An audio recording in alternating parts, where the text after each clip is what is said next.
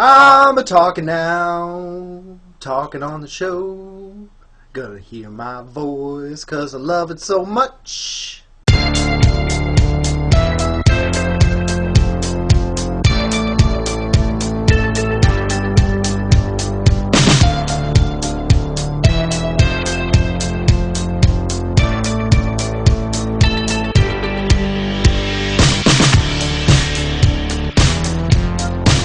Talk about dead things? Do you like dead things? Do you like dead stuff? I like undead things. Undead? You mean like living? Living dead. Wait, Dead. wait. Are we talking about dead things or living things? Dead things that were once living. What about pools of dead things? Like a dead pool? Like a dead pool. Yeah. Ooh. That was one of my favorite Dirty Harry movies. No, not really. That was actually one of the worst. Wasn't Jim Carrey in that or something? Jim Carrey was in the Deadpool? Wasn't he like the idiot Was he like actor a garbage guy man or or something? Anyway. Hey guys, welcome to another episode of Comiholics. And yeah, that's as much interest as I have in the No. People came here to listen to a show. We're going to give them a show. Welcome, folks, to another episode of Comiholics. This is episode 39. No, it's not. 38. Maybe. 12. I think we're past 12. This is our 7th episode. Welcome, everybody. We've only done the show once before. And we are back in full force. My co-host... Full force? Dirt. Wait, you mean... And I am the Apocalypse. Weren't Full Force the bullies in House Party? Yes. Like Lisa Cult Jam and Full Force? You're getting... No. Dirt. No. So anyway... Joining us is the Huckster. Say hello. Hello. Back from his world-famous trip across Albuquerque? Or wherever it was. You went somewhere in the American Southwest not too long ago. What was that about? Yeah, that was a while ago. I haven't been back to the Southwest for since the summer. Hey man, I don't know your life and I don't want your life story. Good. Well, we're not going to talk about life stories. We're going to talk about comic books. And we're going to talk about Walking Dead first. We just got done watching episode 2 of season 4. Is this season 4, right? 5? What season is it? Put the Transformer down! I just got a brand new Transformer and I'm trying to turn it back to the robot. Now I'm really confused. I've totally lost him, folks. I'm like halfway. I've lost him. I don't know. We're not going to be able to continue on the show until he figures... Do you need the map? Do you need the little instruction booklet? No, I'm a real man. I can do this without the booklet. I could wake up my 3-year-old and bring her down here, and she could figure it out for you. Could you, please? Because that would actually be very helpful. She'd be like, "Here you go, stupid. Can I go to bed now?" Thanks for waking me up for the stupid man with the Transformer. Oh, wow. See? It's like a Bumblebee knockoff. It's Hoist. Yeah. Okay. One of the Wrecking Crew? Is he part of the Wrecking Crew? The Wrecking Crew? What was it? The Wrecking Crew. Wasn't that a rap band from the Why 80s? do you keep pulling out all these 80s references? Nobody cares. Anybody listen to this show, they weren't born in 1972. They don't get these references. They don't know your references. So I'm the only person in this room that was born in the 70s? Yes. What year were you born? 1963. Yeah, okay. All right, so we're going to talk about what we just saw. All right, so, Walking Dead. Episode 2, Walking Dead. Well, we've got 2 episodes. We can start with the first episode. Okay, we're not going to... All right. We'll talk about both. But, let's start... But we can talk about the first one. Thanks. Yes. Thanks. Well, instead of just jumping ahead to the second one, let's talk about the whole season so far, both episodes. So far, this is way better than Talking Dead. Well, okay. Fair enough. You mean Walking Dead Season 4, or you mean our show? Our show. Oh, well, I wouldn't go that far. Come on, they've got Chris Hardwick. Every woman's dream. So, Season 4. I guess the big deal is just they have all these extra people at the prison, right? Right, they're all from Pleasantville. Metropolis, Illinois? Yeah, Metropolis, Illinois. I think it was Woodbury? Yep, Woodbury. And the governor... The governor's missing. He's gone. He's got a couple cronies with him, we think, unless he ate those of them or killed them or whatever he does in his crazy time. He's pissed. He killed a bunch of innocent people. Yeah, he's but not then he happy. took off with those 2 guys. Yeah. His full-bore insanity is now come... at least he has a harem of dudes. Right. So, I mean, he's not What going to get more does a lonely. man need? Exactly. So, so Governor's out there somewhere. So now Rick has he doesn't want to carry his gun. He's growing crops. He's growing Farmer pigs. Rick. Farmer Rick. Taking over Herschel's job, I guess, as the farmer guy. And so I guess the big thing about the first episode was they went to the Big Lots. Right. Although it was called the Big Spot. Right. And they went in there to grab some supplies. And then we saw the Living Dead paratrooper army come crashing through the ceiling. They were all basically up on the roof, so I would imagine they were chasing after some people, ended up on the roof. Stuck up there. That crashed helicopter. So there was a crashed helicopter. Yeah. Maybe they were trying to signal the helicopter, and the helicopter crashed, or there were zombies on the helicopter, and that's why. Maybe this will be like a webisode. Maybe. Oh, they are doing that again, aren't they? Yeah, I haven't watched any. Have they started them already? Wow, shows how much we know. Yeah, exactly. Hey, folks, if you want facts, you might want to go elsewhere. Yeah, this is not the show. This is the show for poorly formed opinions. That's what this show is. Which, by the way, right now we are drinking Busch beer. It is a product of USA. Let me get another glass. Continue on. We need some more glasses. So he's getting some glasses because we got a bottle of something else, but I won't mention it until he gets back down here. Well, you've been watching Walking Dead, right? I haven't watched this season at all. I've really been too busy. So you haven't watched this season at all? No, I didn't watch last season either. What? I know, I'm way behind. I was trying to remain quiet. You realize it's going to get spoiled here, right? Yeah, I know. I'm leaving you in lurch. Tell me about it. So they came through the ceiling with so it's like the roof. Parachutes? Well, the roof was like this helicopter had crashed, so the roof was weak. Right. So the zombies are moving around up there, and all of a sudden you hear like, and zombie goes and falls through the ceiling of the store. Zombie falls through the ceiling. So it's like the ceiling watching, tiles, you know. It's like watching a World War II movie of paratroopers. Picture a small grocery store, you know, like a Kroger. Well, folks, I have a treat for you tonight. Oh wait, okay, so we're going on a sidebar here. Yeah, sidebar. So I'm back. Grab that glass right there. So you brought. Okay. This is the finest. I traveled thousands of miles to Kentucky. Did you? Thousands of miles to Kentucky. So wait, you like went there, came back, went there, came back, went back there? All right. To pick up the finest Kentucky straight bourbon whiskey I could find. And that's the finest you could find. Zachariah Harris. You didn't look very hard then, huh? Kentucky straight bourbon whiskey. What is this called? $6.48. And how big is that? This is a $7.50, I think. Yeah, this is $7.50 for $6.48. Is that glass or plastic? No, it's glass. Is it a real glass bottle? And it looks like a mock, like Black Label Jack Daniels. Yeah, I was gonna say it looked like a Jack Daniels bottle, but this is Zachariah. Only the finest for my friends here. And then Zachariah with an H, like Mariah Carey. I know how you drink dirt, so we better make sure this is a good pour. I'm sure. I was going to ask for some fingers of whiskey, but I think they only have stubs where they make this. Can I get 3 stubs of whiskey? So this this podcast will be brought to you by the letter Z for Harris. Zachariah Harris. All right, so let's cheers to Mr. Cheers. Harris.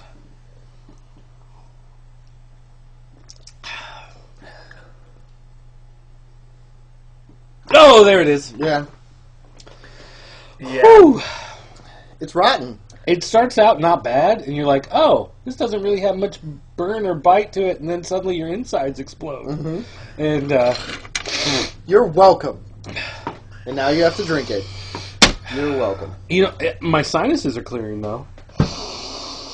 It kind of tastes like Robitussin. It's like Robitussin and Southern Comfort mixed together. Well, they call it a blend. It is a blend. And it is, it's thick, like maple syrup.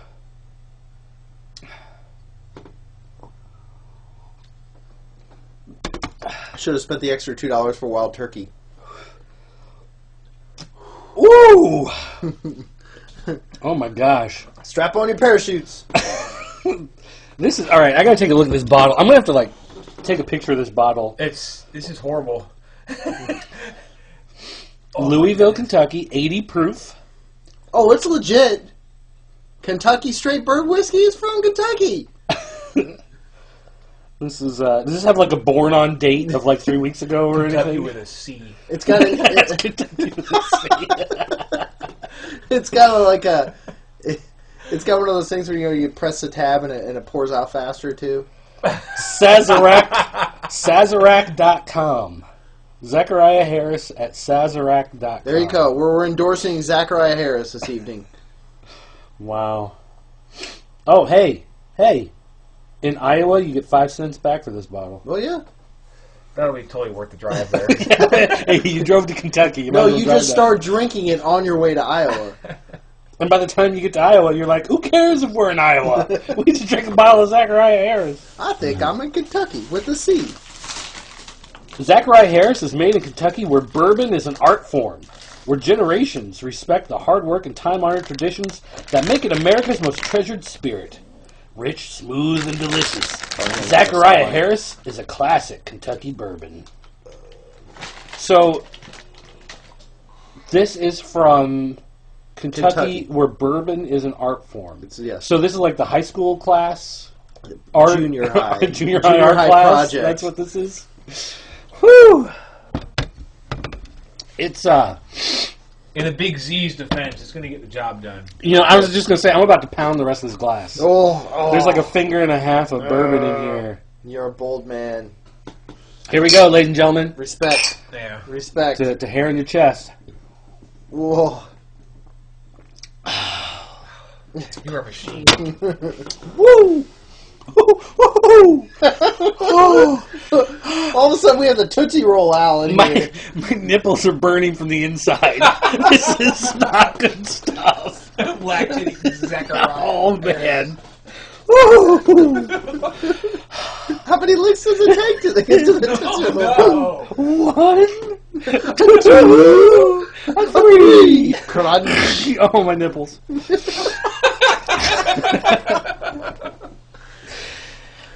So zombies. Yeah, I don't know. My lips are numb. So Walking Dead. All right, well, here's a couple of highlights. First of all, first episode, no governor. No governor at all. Nothing about the governor. Mostly about what's going on in the prison. We're introduced to the pigs.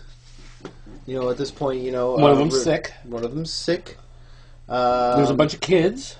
Yeah. One of them Carol. sick. Carol is teaching the kids how to defend themselves secretly from the parents. Carl happens to walk in on her giving a demonstration how to use different types of knives. And she begs him not to tell Rick. What else we got going on? It's kind of a build episode. We can tell. But, we can tell the things are getting tense. So, like for example, the fence is all the zombies are they're more and more they're hoarding towards the fence. And we lose a B character. The kid? Philip. The kid. No. The guy's with Daryl. Oh, that's right. There's but he's a new B character. I don't even remember from the last season. I don't think he was in the last season, was he? Mm-hmm. But anyways, he's kind of like Daryl's progeny or something. He's like you bother me, kid. You bother me. he's like Daryl's Ed McMahon. Right. And he's just like yes. That's so funny, Daryl. Right, you are, Daryl. Kill another one. But yeah, he keeps he's got this game with Daryl where he's trying to guess what Daryl did. Yeah, I was gonna say that was interesting to watch. Like Yeah. Once a day, this kid tries to guess what Daryl was before the turn. So he's like homicide detective. Right. Yeah. So he bites the dust, and then going into episode 2, we get a glimpse of the governor. Well, here, wait a minute. You're missing the bridge from episode 1 to 2. Is this little Harry Potter looking kid? Okay, yeah. Gets sick. And he's like coughing, and he goes to the showers in the middle of the night. He's burning up with a fever, so he turns on the water. He starts choking on his own blood, and he falls over dead. Right. And then he starts to wake up. And then it's like, boom, that's the end of the episode. And we know he's a zombie. Zombie in the prison. So he's dying of some sort of virus or something. He wasn't bitten. He doesn't have any scratches on him or anything like that. So this is straight up like dying of zombie flu or something. Bubonic plague. I don't know. Zombonic plague.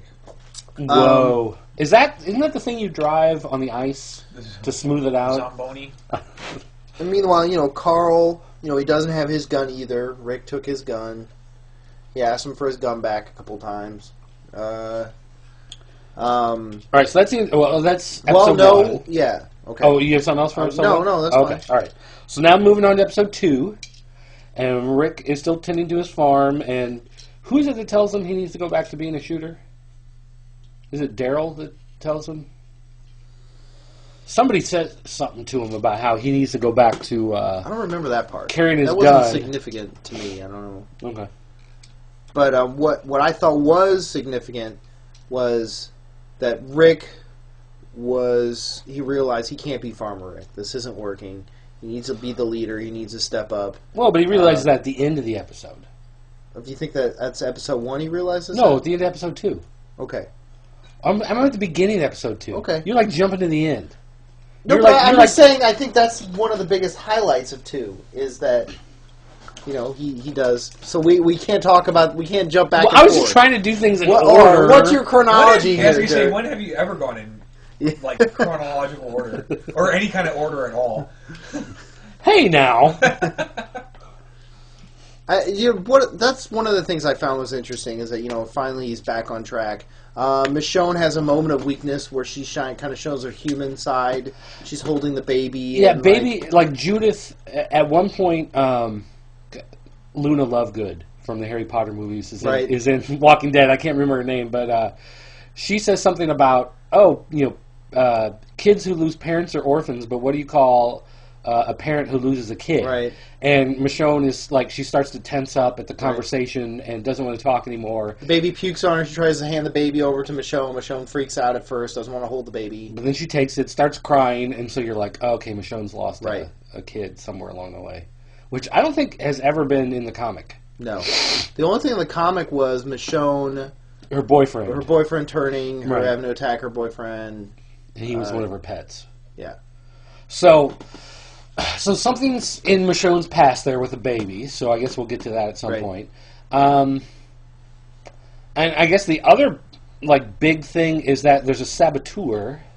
I think it's the governor. I don't know if it's the governor. I think there's somebody... it's kind of going back to that crazy serial killer? Yeah, because in the comic there was that storyline where there was a serial killer within their midst in the prison.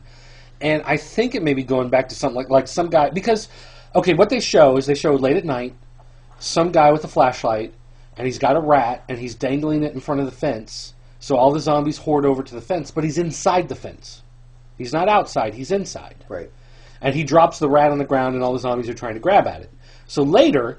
They notice all the zombies are hoarding on this piece of fence and it's going to collapse. So they run over there and there's a bunch of dead rats killing zombies. And they realize, there's a pile of dead rats. So someone's been trying to entice them, to come over.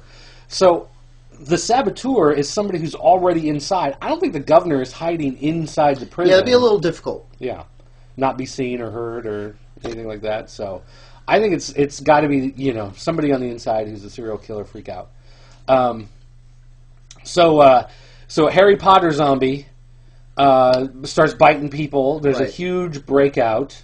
A bunch of people die. A bunch of nobodies die. It's a bunch of Woodbury. Yeah, a bunch of people that you don't know, including one guy who's apparently a dad, and his little girls. Yes, and Carol tries to convince one of the little girls to kill to finish the dad off the dad dies. A zombie. Right. And I don't know. When you get kids trying to act in these deep emotional scenes, to me it just kind of kills the scene. Right. You know what I mean? Because little kids can't act. I don't know. I thought the younger girl was doing a good job. I thought she did okay later, when she was like, shut up, you're being stupid. Right. Like that whole thing later on. But when the two of them were sitting there and they were supposed to be crying over their dad and everything, I just... You weren't buying it? No. I hate that stuff. It feels so fake and so forced and whatever. And very, very little Maggie and Glenn in this, too. No. Although Maggie did have almost a fainting spell when they were fighting off the zombies. Yeah, and that could be from her pregnancy. I think she's pregnant, yeah. So that may still be true. Which makes me sad because what happens much later on in the comic is, Negan kills Glenn.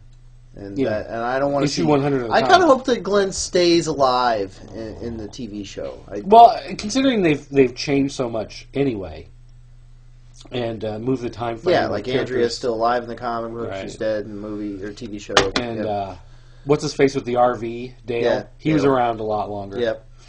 In fact, he had a great storyline with the cannibals. Oh, that's right. And now they're either going to have to do somebody else or not do that storyline. And how could they not do that storyline? Yeah. That was awesome. That was some pretty demented stuff. And they haven't really touched on any cannibalism really much in the show. Well, just the lady who was feeding people to her husband. Oh, yeah. That's the other thing we forgot from episode 1. Yeah. Crazy lady out in the forest who Rick first thinks she's a zombie, but then it turns out that she's just crazy. She's got apparently the sick husband back at the campsite, and she's trying to gather food and ask Rick if they can go with them. And so, they have like this whole big trek back to the campground. Right. And when they finally get back there, she tries to attack Rick. So Rick stops her and then realizes that her husband is a head in a burlap sack. Right. That she's been slowly... And they don't even show it. I mean, that's the part that made me sad. No, they never show the head. I was hoping he would open the bag, or it would be in that box, and he would just look in the box and you'd see this head. But instead, you just see this burlap sack kind of wiggling around, and you just hear this from the inside. Yeah, that was kind of weak. Yeah. Maybe they ran out of the budget. So, do you need some more Zachariahs there? Oh, I don't know. Do I need some more Zachariah Harris? I don't know. You tell me. I don't know. I'm not... Zachariah Harris. I'm not sweating balls yet, so maybe I should have a little bit more. You must be crazy. Do you need a bush to wash it down with? Hey, I'm going to get $4 worth out of that $6 bottle of Zachariah Harris. You can help yourself. Whew. Can we just swig out of the bottle? You can have this little Lego Michelangelo to watch it tonight. Keep an eye on you. That's kind of creepy.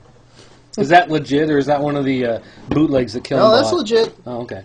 Killen bought a bunch of bootleg ones. All right, so anything else? Well, are we going to lead into the comics then? Because we've got the Tyrese special. What did you think of the Tyrese special? Well, it was reprint stuff. Was that a reprint? Yeah, pretty sure. Okay, well then there was the... How about 115? How about 115? So at this point... Did you just fondle Supergirl to unlock your tablet? That's my... That is awesome. So we both have these Windows 8 triangle across her cleavage. We both have these Windows 8 tablets, and they have this picture thing where you trace different stuff. You unlock your picture to unlock it, and he fondles Supergirl. No, you dot her eyes, and across her S you just make a line. And you rub her boobs. That's for the super secret unlock. Okay, so we're talking 10 years, Walking Dead, 2003 to 2013, All-Out War, Chapter 1 of 12. So this is starting This is their big be push. An epic. This is an arc. They're going to be doing 2 issues a month every month, except for December because of the holiday schedule and everything. But they're going to be pumping out extra issues for the next 5.5 months in order to get all the chapters out on time. And they're going to war. And it kind of starts out with, tell everybody the lead up. The lead up to this? Yeah. What's happened the last 3 or 4 issues? Rick has gathered up 2 other communities to fight Negan and to take him down. He's challenged and threatened Negan. We've seen Negan kind of go wacko psycho to almost being empathetic to him to wacko psycho again. Negan, I believe, was in the community at one point, killed basically Rick's rival, and so then what's the point? Rick sought an opportunity to off Negan and failed. Right. Came close to killing him, but didn't. Negan gets away. And that's pretty much where it ended, leading up to 15. And he basically knows that he's got to go and confront Negan head-on now. Right. Because if he gives Negan time to build more guys and come back, that's it, and they're not going to make it. So he gets the groups together, and they head off in order to face Negan. Is there anything else in the issue? Andrea stays back with Carl. because he says that they need to defend the camp, because if all their big guns are gone, then, something happens back at the camp, there's no one to protect them. Right. So he basically makes Carl think he's important. Right. And it's kind of like the leaders are all kind of like Rick and Andrea have a moment in the very beginning of the issue, and then there's the dreadlock tiger guy. Ezekiel, thank you, with Michonne. And then it kind of gets into just kind of prepping for war. Getting their ammo together. Yeah, Rick's talking about getting their ammo together. They have a moment where Rick kind of gives a pep talk to the entire community, basically saying this is a do-or-die situation. And Rick confronts Negan at his complex. They basically tell him to show himself, and Negan in such. This is the part I really like about his character. Is just his. It doesn't matter what odds are against him. He can have a gun to his head, and he's still going to be that cool villain. That just like you got to be kidding me. In the face of danger. So you like Negan? I kind of have empathy for him. But then but I think that's what Kirkman's doing, though. He's good at making you kind of like the villains, but yet at the same time know that yes, they are wrong. They must be taken down. How awful, he killed Glenn. Right. So there's a face-off, exchange of words between him and Rick, and then at the very end, Rick has. Who's? Oh, he's got the leader from Hilltop that he's getting ready to throw in the zombie pit. Negan does. Okay. And that's like his final threat to Rick right before the all-out war. So, what do you think's going to happen? Well, I think he's going to have to throw him in the pit. Because I don't think Rick's going to bend. Rick knows this is it. Yeah, he has to. I don't think Rick's going to give in. No, I mean Rick knows that if he gives in and lets Negan basically take him under his fold again, it's not going to be pretty. I mean I think actually compared to the villain we first saw from Negan's actually done some compromises that I didn't think he would do, like turning Carl back over and not killing him. I mean, that was huge. I mean, by all rights, come on, the kid wasted a bunch of his men. He should have been hung from a tree. Rick's kind of a jerk. I mean, don't get me wrong, I love Carl. That's not what I wanted to happen, but I'm just saying that, we've seen a side of Negan where Negan knows that, he has his own level of insanity, and this is just how he operates. But he also knows when he's got to take it over the edge. It's just like, I don't know. So what do you think is going to happen in All Out War? Well, I would hope Negan loses, but I don't think it's going to end with Negan. I mean, we're talking 12 issues here. Isn't that what it is? 12? Yeah. So I mean, this is like you said though, it's twice a month now, right? Every 2 weeks. Right. So, well, okay. Let me ask you this: do you think Negan is going to survive All Out War? No. Okay. I think he must pay for his. Who else is not going to survive? I think it might be. I think Rick and Negan might both die. You think Rick might go? Yeah. Like it's been 10 years. It's time for Rick to go. Yep. You don't think they'd kill Carl? Keep Rick? No, I think Carl's the new hope. I think Rick dies and Carl takes over. Do you think Ezekiel will survive? Maybe. I don't think he's that strong of a character that even if he did survive, would he be a problem? Well, I don't think he'll survive. I think that's part of the deal, is because he says something to Michonne about the fact that he's not really a leader. He's just a leader because that's what the people wanted him to be. Right. So he's just kind of wishy-washy, goes wherever. So he's not 100% into it. If he's faced with a true mortal dilemma, he's not going to survive. He just doesn't have it in him. What about Jesus? You think that Jesus is going to survive? I think that sucker is like the human cockroach. I think that guy, he may be the last man standing. Mm. I mean, he's got some kung fu skills. He's very, like, he's the guy that, like, picks up on the negativity and the vibes, like, instantly. Like, when there's a problem, like, there's somebody, like, in the equation and there has to be a solution, I think he's actually probably the strongest leader. But he's not a leader. He's just a, but he's the one that brought them all together. Right. So he may secretly be the one, like, pulling all the strings, right, making everything happen. Like, what if Negan is actually really the bitch? Negan? Yeah. What if the guy who's really in charge is the Jesus? Right. And he's bringing them all together to take out, whatever. What if?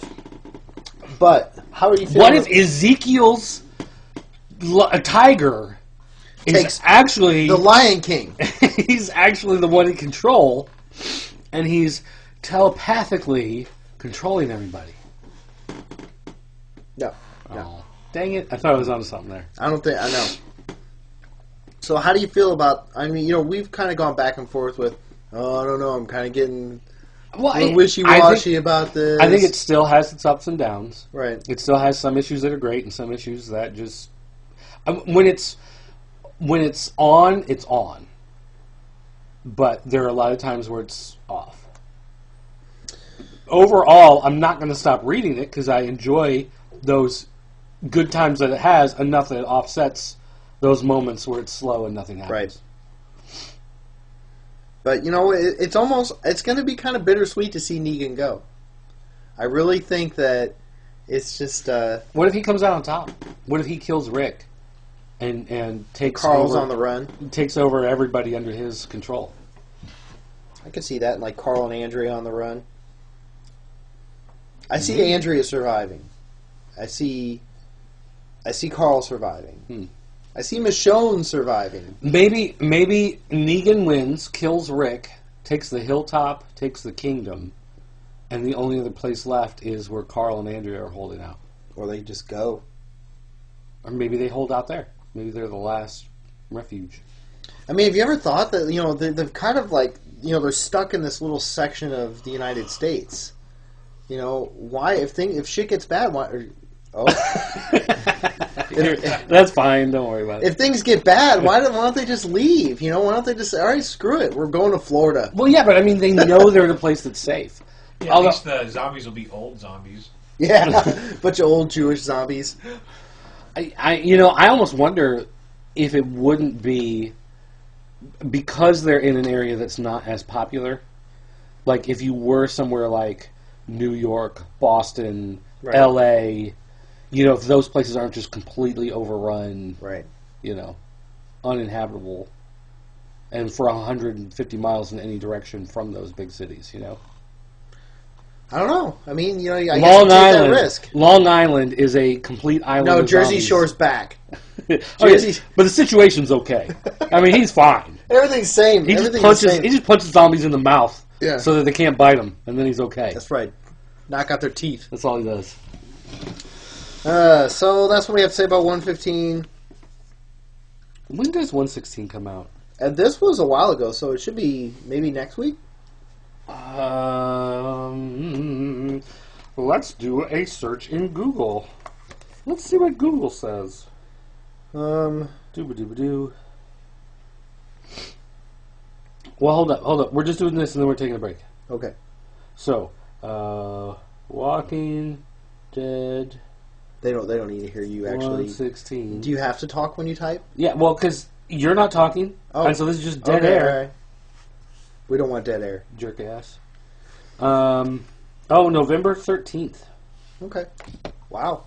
So we got some time. Yeah, we got some time. So maybe it doesn't start a month until November. There you go. So and I really appreciate that this time, Walking Dead, the TV show, is on basically for the whole month of October. It kind of works in nice with AMC Fear Fest going into Halloween, and I was kind of starving for a good show. So I'm enjoying it. You've got The Good Wife on your DVR. You can always watch that. No, that's for my wife. Oh, sure, that's her. She likes that and Scandal and those kind of shows.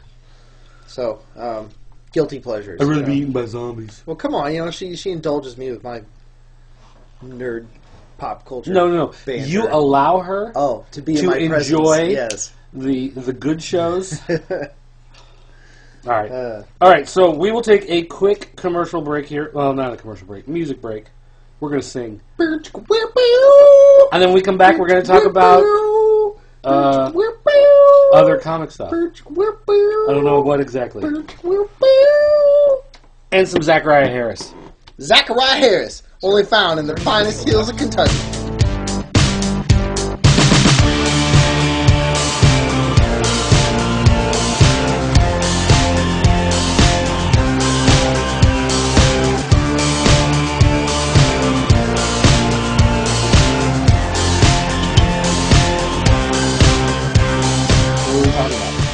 What are we talking about? I don't know. Are you in the middle of something? Are you in the middle of something? No! Oh, okay. All right. I've got plenty of time for this show. Did you finish off your Zachariah Harris? No. You still have some in your glass? I'm nursing it. Oh, man, you're weak. Hold on. Fondle, caress. That's how you open up your tongue. Okay, so, I'm just going to throw some... Are we doing random comics now? The last episode, we didn't get to talk much about the bad guys in the DC universe, like the Joker #1, the Riddler #1, any of those, because I hadn't read them. I've read them if you want to talk about them. I don't know. Do you want to talk about them? Well, I do want to talk about Joker #1. All right. I thought it was really good. Really? Yes, I did. I didn't care for that one as much. Really? All right, so tell me, what did you think about Joker #1? It's like a retrospect of Joker reflecting on his aunt and the abuse he went through, and him trying to get over it by training a monkey to be a killer. Do you hear that? Yeah, I hear I've got the a mouse. mouse. There's a mouse, dude. I got a trap set. I'm going to get him. I hope he sets off the trap during the show. That'd be awesome. So... All right. I don't know. I thought it was kind of fun and creepy and everything I expect from the Joker. I mean, it was... I wanted something... I guess here was my problem. Right now they're doing 0 Year, which is in the Batman comics, which is the whole story of Bruce Wayne and the Red Hood. Right. And their relationship before their Batman and Joker. And I guess I was hoping that this was going to show that conversion.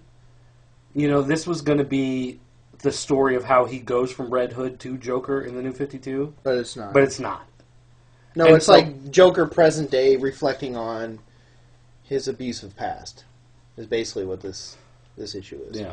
And so, I don't... Maybe it's just because my expectation was different. Okay. Because it didn't... See, I didn't walk into it with a lot of expectation. Because some of the books tied into what was currently happening in the comics, and some of them didn't. And that one just kind of felt like it was a separate Joker story that they could have done at any time in any book. Like, it didn't feel like it was special. See, I didn't think that these #1s were supposed to tie in, necessarily. It seemed like they were just kind of like a throwback Thursday, Some of them were, and some of them weren't. Okay. Well, which ones weren't? What do you mean? Name them all. Oh, my gosh. like all the Flash ones did. Okay. Like Grodd, Reverse Flash, and Rogues all tied into the current storyline. Like with Pandora. They could have been... No. In Flash. Okay. They all could with have... the current Flash. Right. They could have been the next 3 issues of the see Flash what you're comic. saying. I misunderstood you. I thought you meant somehow this tied into 0 Year. Like, I thought the books would tie into the storylines that were currently running in the books that they were tied into. Okay. So, like, for instance, Cyborg Superman was in Action Comics, but his storyline is really the storyline for Supergirl. Right. But it's still tied into what was currently happening, like it filled in that backstory. Right. Whereas the story for Zod really had nothing to do with anything going on. Did you like that one? I haven't read that one. Not really. No. But it didn't really tie into anything going on in any of the Superman books. Well, that makes sense. I understand. What did you feel about the Riddler? Is that the one where he's traveling around town handing out the coins to everybody? No, that would be Two-Face. No. Handing out the no, the forever Riddler. evil The Riddler coins. breaks into the Wayne Tower. Oh, okay, yeah, that one was the 0 year. Okay, That was yeah. I liked it. I Yeah. like that one. Because that one did tie into 0 year. Okay, Because the issue right before that is all about Edward Nygma and his fights with. Which I've always liked Bruce's the Riddler Uncle character, but there hasn't been a lot of Riddler in the DC universe. Not a lot of action with Riddler in quite some time. Well, the problem was that writers for a long time just felt that he was a second-rate Joker. You know what I mean? Right. And so they didn't really know. But I what think to he's do a with him. different level of insanity. He's so intelligent, he's insane. Right. Whereas Joker is just So so divorced from reality, he's insane. right. There is a difference. Yeah. But I like how in the New 52 they've really played up Riddler as a genius. Uh-huh. Like, he is super level genius, and he's always like 3 steps ahead of everybody. Right, and him being a villain is just because he's so pissed off that all of these people who are beneath him are in power. And so his stories in the New 52 have really been about him trying to take control of something, take over, as opposed to him just being like, here's some riddles, I'm robbing a bank, figure it out. Yeah, Okay. Hey, let's see. What dries the wetter it gets?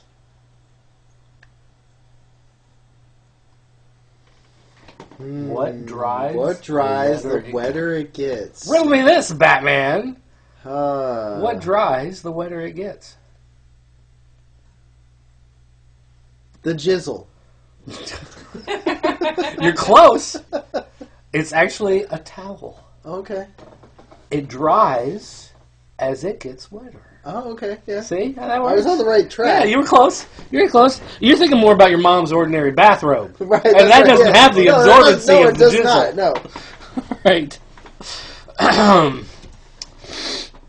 Wow. I need more Zachariah Harris for that conversation. Think I should pour some more? Do I need to get some mashed potatoes, too? Is it going to be that kind of party? Well, if it is going to be that kind of party. Just give me 2 stubs. 2 stubs. There's 2 stubs. 2 stubs. You want a couple stubs over there? No. I'm good. All right. The Scotch connoisseur is like, oh, please, no. Please don't give me any more of this. Hey, I can drink $6 scotch, I can drink $30 scotch, I can drink $60 scotch. It doesn't matter to me. Okay. Scotch. I like Scotch. All right, so what are the Realms Month books you got? What about... we'll throw out some... Okay, well, what did you like? Like, going through the books, which ones did you read, that besides Joker, that you really liked? How about Star Trek? Con! That is not a Villains Month book. No, we're skipping around. Oh, we're staying in DC. Yeah. That was Okay. the point. Okay. You try to pick a theme, Oh, make a thread, we're supposed to stay with and it. try to follow that Okay. thread, that theme. What other Villains Month books from DC did you read that you enjoyed? Go. How about Batman and the Dark Knight Villainous? I'm sorry, what? The ventriloquist. Villainous? The Villainous ventriloquist. I didn't read that one. You didn't read that one? Because I don't care about chick ventriloquist. Did you like Yeah, it? it was kind of bizarre. Just, Did you like it, though? no. Well, then why'd you bring it up? I don't know, because I didn't asked you read a which lot of ones you them. liked. I'm just throwing something out there. I specifically said, which ones did you like? I didn't like any of them. They all stunk. Like, what do You you know- think about this? I do a solo podcast on every Friday. There are a lot less disagreements. Really, the one I like the most, and I guess I've already talked about, is Riddler. I like that one. So there were none other you liked? Not really. But I didn't read that many. I only read All right, well, what else did you read? the ventriloquist #1. So you read like 3 of these books, and you went to Four, bring up that's the 4. topic? 1, 2, 3, 3. You read 3. Seriously, that's it. That's all you read? Yes, that's all I read. You didn't Moving read on. Two-Face. You How didn't read about- Clayface. You didn't. No, I did read Two-Face. I like Two-Face. It was alright. What happened in it? He gets confronted by one of the... We talked about this already at the last episode. Did we? Yes, we did. It was one of the few I'd read at that point. Oh, okay. One of 2, I think. So you've read a total of 5 now? Yeah, something like that, yeah. He gets confronted by the... You realize they did like 50 of these, Yes. right? Well, I'm very choosy. You're a tenth of the way through. It's very selective. And no, we don't need to talk about that one again. Basically, he's like confronted by like a representative. No, it's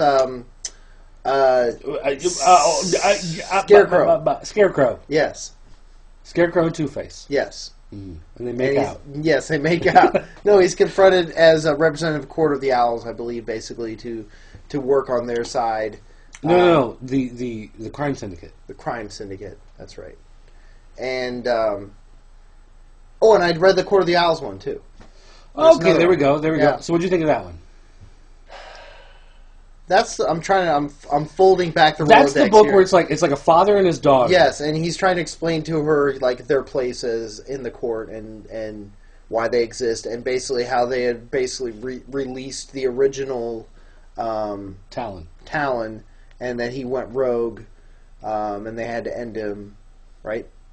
They like put him in hibernation or something. Yeah, and they're going to wake him back up. And right. it was one of those ones where I didn't hate it when I was done, but I was just kind of like, okay, what was the point of this? Right. Like, you spent 32 pages just to go, hey, look, we're going to wake up this mummy, you know? What do you think of 0 Year so far, leading into that? I like it. You like it, huh? I do like it a lot. Actually, the last issue was really, really good. The last issue was where Red Hood falls into the vat of acid at Ace Chemical. Okay. You know, that leads to him being the Joker. No, I need to read up They did that whole story, so that was really good. I mean, I read issue 24 of Batman 0 Year. That's about as far. Well, that's the new one. That's the one. Okay. But apparently you did not read it, because that's the one where it happens. What? Oh, yeah. It's an oversized issue. Lots of pages. You didn't read it? There we go. Oh, there it is. Yeah. Okay. Yeah. Oh, look at that.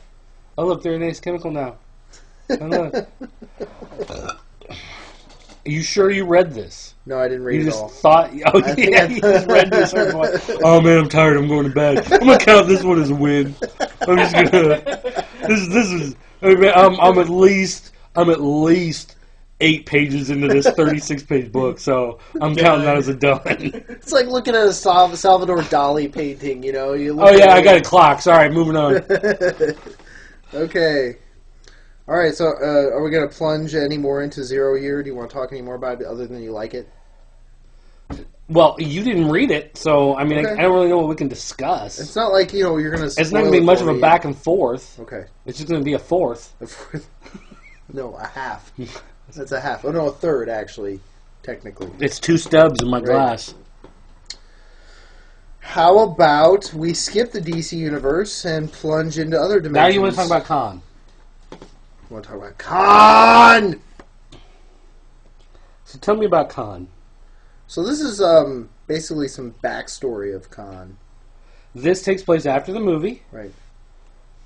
And it's the trial of Khan. Right. After what happens in the movie. And they're like, basically, tell me about yourself. And he goes, let me tell you about myself. Well, okay, here's what I found really interesting, is they go, according to our records, this is Khan. And they show a picture. And it's not. And it's Ricardo Montalban from the original Star Trek episodes from Space Scene. And so they say something like, so you're not really the dude. Like, how did you... yet the defendant looks nothing like him. So I asked the defendant directly to tell us who he really is. To tell us the truth. And then he goes, all right, I'm going to tell you. So then he busts out a rap. Oh, this was a musical issue of Star Trek. I forgot about that one. And this is the part that, I mean, I guess I didn't know a lot of backstory of Khan. I don't know if they're making this up or if this was actually part of... Here, just to show you real quick, there's Khan up in the corner. So they show the Ricardo Montalban version, and they're like, that doesn't look like you. I don't know. Did they ever really explain who Khan is in the movies? Other than the fact that he was...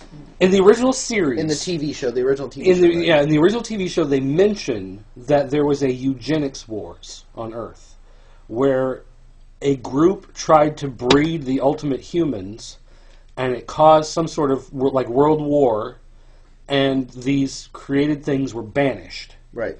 and that's what they find in the original series are these banished human creations from the eugenics wars. But they didn't. That's as far as they talked about it. They didn't go into it any more than that.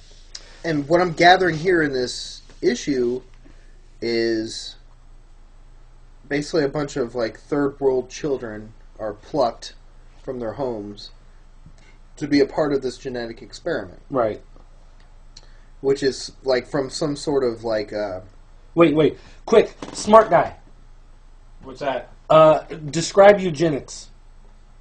Eugenics is just a study of genes and how it affects human evolution, right? Well, I know, but what are scientists who are pro-eugenics, what are they trying to do? Enhance human... They're trying to breed out the weakness. Is it breed out weakness? I'm Yeah. just trying to enhance. Yeah, well, no, it's like the lady who started the abortion place, Planned Parenthood. uh-huh. Like the whole reason why she started it was because there were subhumans that she wanted out of society. So the whole idea was if you were going to have like a retarded child, you go have an abortion to get rid of that child that's not in the gene pool anymore. Oh, that was yeah, that was part of eugenics. Right before World War II, we were actually sterilizing portions of our population. It's kind of a little-known United States fact. Right. So that was part of the eugenics We were kind of going movement. down towards that eugenics. Yeah, You didn't all know you were going to plunge in the History Channel, did you? Yeah, there you go. You just dove right in and were like, history's mysteries now. Well, we got a Thanks, smart. Dirt. I woke up for that.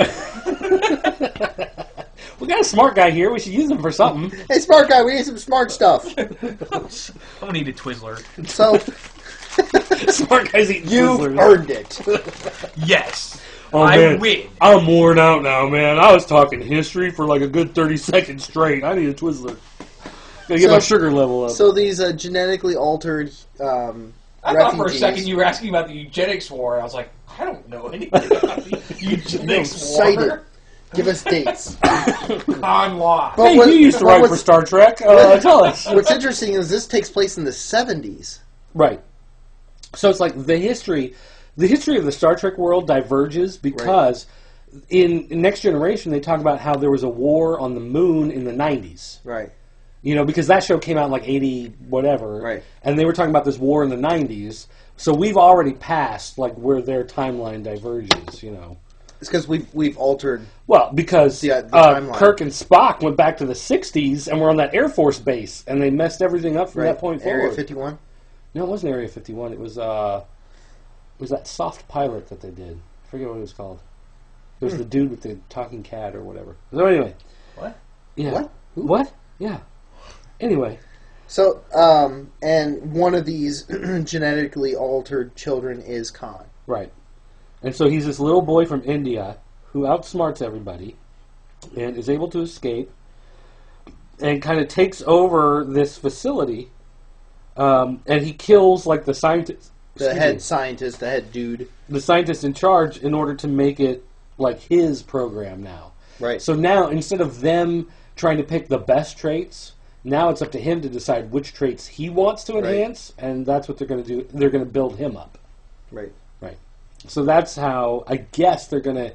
I guess he's going to make some different choices than what happened in the original series. So instead of him looking like Ricardo Montalban, he's going to look like Sherlock. Mm-hmm. Cumberbatch. Benedict Cumberbatch, Oxford University. Oxford University. So anyway. Squeep. So did you like it? Yes. Are you reading the regular, ongoing? Yes. Yeah, okay. Yeah, I thought this fit in very well. I thought the artwork was good. Mm-hmm. The story is interesting. Yeah, the artwork in that is actually phenomenal. Did you look at this? Mm-hmm. For the new Khan? Yeah, a little bit. Yeah. Yeah, it's good stuff. How do you feel about, so we're jumping from IDW. Let's take a plunge into Dark Horse here. Talk about the Star Wars. Have you been reading the Star Wars? I read the first issue. I haven't read anything beyond that yet. Okay. And just 1 and 2 have come out, right? Yeah. Okay, I haven't read 2 yet. It's so hard to like kind of wrap my head around it because it is completely like the screenplay is completely different than what actually really came out. It's a lot of the same names, which makes That's about it. Well, here's the thing. It's a lot of the same names, which I think makes it extra confusing. Right. Because they are completely different characters from who they were. So it's like Darth Vader is just a dude in a black robe who talks menacingly, but otherwise he's just like a regular dude. Right. There's no helmet, there's no breathing apparatus, there's, none of that type stuff. So there's some neat intricacies, though, too. Like, there is Darth Vader, but he has a normal head. He doesn't have to wear the helmet. Right. And then when people are injured or hurt or, like, maimed, the typical reconstruction is that, like, Darth Vader chest plate thing with the buttons, and kind of like the buildup of what makes Darth Vader. So, for example, Anakin's father in this is kind of this, like, half beat up, half cyborg person. And Darth Vader's a different person. Right. He's not Anakin's father. So, I mean, it looks like Darth Vader doesn't have any of those physical problems. Right. The physical problems are actually for Anakin's dad. Yeah. And Anakin's dad is the one that's being characters. Replaced. Right. So it's like they separate and then they've mixed them back together in the regular. I mean, I liked what I read. It was one of those things where when I first heard about it, I was like, oh, that's so cool. Mm-hmm. But then when I sat down and tried to read it, I was like, I wish they had changed the names. And, like, here's the interpretation of the TIE fighters. Yeah. Almost completely different, They look like X-Wings. Yeah. I'm sorry, X-Wings, not TIE fighters. Oh, I was going to say, those look like X-Wings. But yeah, they're not. They're like not X-Wings. They're just wings. T-95s. Oh, I love that rock station. We do get a glimpse of the Death Star. Right. Which looks like the Teenage Mutant Ninja Turtle Technodrome. It is. It's the Technodrome. That's what inspired the Technodrome. Oh, is it really? Yeah. Oh, yeah. Oh. So, and then I like that the original art format for C-3PO and R2-D2 is represented here. C-3PO... It's very, this is so 50s robot. Actually, that looks like Metropolis. Yeah, I was going to say, Metropolis. it's based off the robot in the movie Metropolis. Have you ever seen Metropolis? R2-D2 kind of looks like the Death Star. Yeah, kind of. Because he's silver? Yeah. No, have you ever seen Metropolis? Have you ever seen the old silent movie? Just like clips. I took a film class in college and you had to study that. In the 80s, they actually redid the when Queen did the soundtrack. Yeah, it was good. I've got that version on DVD. They colorized it and did the But yeah, there's Darth Vader there, and he's just kind of like this scarred up dude. Right there. Oh, damn it. Where are you Stop going? moving! You lost there the he place. is. There he is. Yeah. So... It's like George Takei, but like... A lot of the same conspiracies between this, communistic republic, socialist republic, the empire versus the rebellion is still there. It's set up a little differently, but there's still that politics there. Right? What's the point of this comic then? They're taking the original George Lucas script, the first draft, and making it into a series. Yeah. Oh, that's kind of interesting. So the Lucas gave them the go ahead to do it. Whoa! So they went to Ralph McQuarrie and got his drawings and all the character concepts, vehicle concepts, and that kind of stuff, and they worked it into this new series. Oh, that is pretty cool. So yeah, it's like the original title was The Star Wars. They kept that. So the thing though that throws me off, like I said, is because it's all the same names, but it's so different. I kind of wish they had changed the names so you could go back later and say, okay, well, obviously, and look at their Garth helmets. Roberts is Darth look Vader. Like fighter helmets. Yeah. Fighter pilot helmets. I need some more Zachariah. For today's phonics lesson. So yeah, I like the series so far. I'm assuming it's ongoing. It's not like no, it's 12 issues. Is it 12? Okay. It's just the first draft of the movie. Okay. So it's what the original movie was supposed to cover. Interesting. Okay. How about Superior Spider-Man? How about Superior Spider-Man? I think we've covered up to like 18 at this point. We got Spider-Man 2099 coming to the past to save his ancestor. Also his boss's ancestor. Yeah, it turns out it's the same ancestor. Yeah. They're both from the same bloodline. Do you find it kind of weird, like how his like boss from the future can still talk to him through like a Well, I mean, that's like their MacGuffin is they've got this like this headpiece that can speak through time, so he maintains that connection with the future, even though he's in the past. But what's going to happen is Horizon Labs is basically It's set done. to destruct. It's done. Peter Parker's been fired, so now he's got to start his. But no, it's like literally going to blow up, and Peter Parker has to figure out how to stop it. Oh well, because the time portal door, whatever, is creating this anti-time from like the hippie flow. the hippie dude. Yeah, what's it? I can't. I can't think of his name either. But Gunder, we'll call him Gunder. So what happens? Spider-Man saves the day. Horizon Labs blows up. But yeah, the lab is gone. So basically, Horizon Lab is gone. Peter Parker's job that pays him all this money is gone. He ends up. Well, here, wait. I got to be careful because I think I may have read ahead. In this one, does he get the loan in this one? I don't think there's a loan. Okay, I read ahead the next one then. Oh, you have an advanced copy? Yeah, I have a review copy. Oh, you didn't pass it along to me, huh? Nope. Oh, okay. That's all right. Selfish. I mean, thanks. Do you have the issue right there? Yeah. Here, let me see it real quick. Let me see what it's in. Yeah, I've read past this. Okay, just say no more then. Spoiler alert. Okay, so the dream job that he always wanted, that was the big time. So it's kind of funny because now Doc Ock is getting a taste of down and out Peter Parker. Where, like, he can't get a break. Kind of. You know? I mean, his whole world is falling apart on him. But he still has his midget girlfriend. Yes. And, I mean, let's be fair. Yeah. I mean, what's more important, your midget girlfriend or your job? Midget girlfriend! Exactly. So... That's all I'm saying. I'm so pleased with it. I mean, I'll keep reading it. I'm ready for it. It's like I'm trying to write in my head how they're going to get Peter Parker back. Because it has to happen. No, it doesn't. Yes, it does. It never has to happen. Yes, it will happen. This is... I'm fine with this being the status quo forever and ever and ever and ever. Peter's coming back. Never. Yep. Never. This is Marvel Universe, baby. You never say never.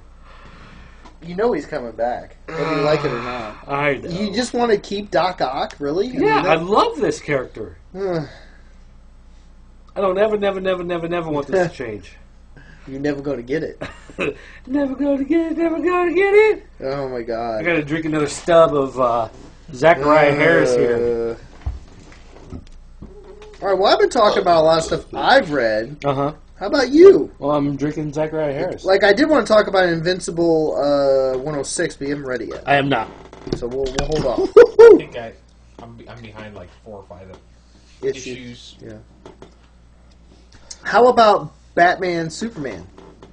How about Batman Have you caught up on that one? Let me see what the latest one is. Issue number 4? Let me pull it up and see what it is. Actually, do I have it? It's a comic book. Do I have the paper one? Batman and Superman. Wait, who? What you got there? You got some freebies? You giving out some No, comic these are books? not freebies. Aww. All right, well, here's what I'll say about Batman and Superman. Great art. No, actually. You don't like their art? I liked the first couple issues, but starting with issue 3, there was way too much shadow, and it was hard to tell who was talking. You've got 2 Batmans and 2 Supermans, and they put all these different word balloons. They're different colors. I know, but it's like... It's not that hard. You just got to know 4 colors. I don't 4 colors. That's too much thinking. Too much thinking. Wow. I don't want to spend... gray, you got white, you got yellow, you got blue. Because I see it and I'm like, oh, that's Batman talking. Oh, wait, that's Batman talking. Oh, that's the other Batman talking. It is. So who's the first Batman talking? Is that the young Batman talking or the old Batman first. talking? I don't know's on third, and he's lost me in the story. So you don't like the bubbles, but what about the art? I really like the art in this. It's kind of got a new, fresh look. The problem was, in the first couple issues, he spent a lot of time setting up the pages, where they had these weird layouts, but it made sense. Mm-hmm. Now that Jay Lee is like running low on time, it's just your standard boxes. Okay, I see that. He put a lot more thought and effort into it before, and now you're just getting giant rectangle, smaller rectangle, 2 small squares. Right. Like, there's no thought going into the page layout. He's just like, crap, I'm running out of time, so here's a box with a machine exploding. Here's a box with the airplane flying, you know? I see that. I liked it a lot the first couple issues, but it really did lose me. And also, since he can't keep up with the schedule, they have the in the last issue. Well, you're really harsh on Greg Pak. On this issue too, they have a different artist come in and fill in a couple pages because Jay Lee can't keep up with the schedule. Wow! So it like changes. The art style suddenly shifts in the middle of the book. Maybe you're being a little too harsh. Maybe his dog died or something, and he couldn't finish up the last few pages. Well, oh yeah, what? Hooch died. Yeah, Hooch died. He had too many margaritas. That's right. So I don't know. I was a lot more excited after reading the first couple issues. Now that I've read like the next couple of issues, I'm not as excited. How do you feel about the differences between the two Batmans and Supermans? Well, the problem was that it was Earth 1, Earth 2. Right. So it's not like this is Bruce seeing himself in the future. It's Bruce seeing an alternate timeline version of himself. But what do you think of the two? I mean, I think it's kind of cool. You know, I mean, the alternate Batman, Superman, they're rougher, like... No, I'm sorry, opposite. They're more polished. They are more decisive. You know, they know what needs to be done. Just kind of, matured. Whereas on the other side, you've got the Superman that doesn't really know how to fly other than to jump around like the Hulk. You know, a Batman that, is not quite sure of his instincts, Well, what I found interesting was that this storyline is put together by this demon who's brought them together to basically see which world's heroes are more desperate, are willing to fight harder and put more on the line, and finds that the heroes of Earth 1 are more willing to, I guess you could say, corrupt their moral sense in order to come out on top. Right. So she decides that Earth 1 is the safer place to be as opposed to Earth 2, which makes sense because Earth 2, the first issue of Earth 2, Batman, Superman, Wonder Woman all get killed by Darkseid's invading army. So it's like they kind of went back.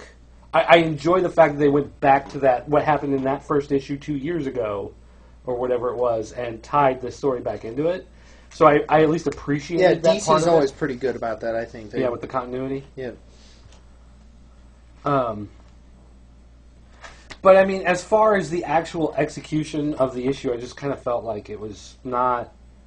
The end of the story isn't as good as the beginning. Like, it started strong, and I felt it kind of limped its way through at the end. Is the Huckster asleep? I think he's sleeping. He's out. Trying to make it to the next That's how interesting this show is, folks. Okay, well, I'm starting to run out of stuff here. Did you read Rocket Girl from Image? No. Okay. Let me just do this quickly. Rocket Girl from Image. She is a police officer from the future who goes to the past because she finds out that someone from her time is going in the past and changing things to affect the future. Okay? But you find out the future... Time cop. The future that she's from... Time cop. Yes, basically. The future that she's from is 2013. Mm-hmm. The past that she's going back to is 1986. That was a good year. Actually, it is cool. But the funny thing is, the 2013 that she's from, she is 18. Mm-hmm. She's a police officer. She's named Rocket Girl because she's got a jetpack that she zooms around town in. Her partner is 20. Her commissioner is like 15. So the world of 2013 that she's from is completely different.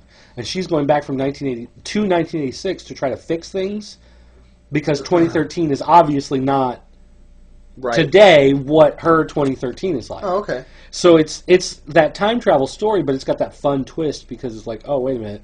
The future is actually the present. It's now. Right, and the present is the past. When will then be now? Tomorrow. Soon. But I liked it went back to New York of 1986, And so I thought it was cool that, like, she's going... like CBGBs, she goes to the arcade that's full of old pinball machines. Nice. There's Tron there. New York City is that cesspool, you know? Punk rockers and... It's like porno theaters all over the place. Like, there's this shot, where is it at? Where she's at Times Square, and, I wish I could find the page here real quick. Hurry, time is money. Movie marquee where she's at, where it's 1986. Oh, yeah, here it goes. It's, let's see, Cheerleader Academy, French Sex, and Lady Dragon.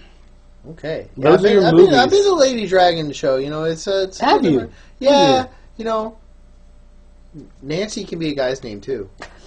No, that's Kelly. Yeah, no Nancy in this one. Nancy can be a boy's name? Yeah, sure. Yeah, Nancy boy. Oh, I walked right into that one. So it was interesting. I enjoyed that. Let's see here. What else? Letter 44. Wow, you're pulling out some more. That's Oni Press? Yeah, this is from Oni. Oni. Anya. So basically, new president comes in. Okay? The 44th president? 44th president. No, actually, is he the 40... Is the letter from the 44th or to the 44th? I think it's to the 44th. Anyway, regardless.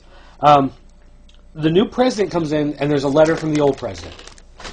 And it's something that always happens. It's like the president always leaves a letter for the next president. But it's usually stuff like, you ran a good campaign, congratulations on your win, you're in charge now. Jokes. Yeah, well.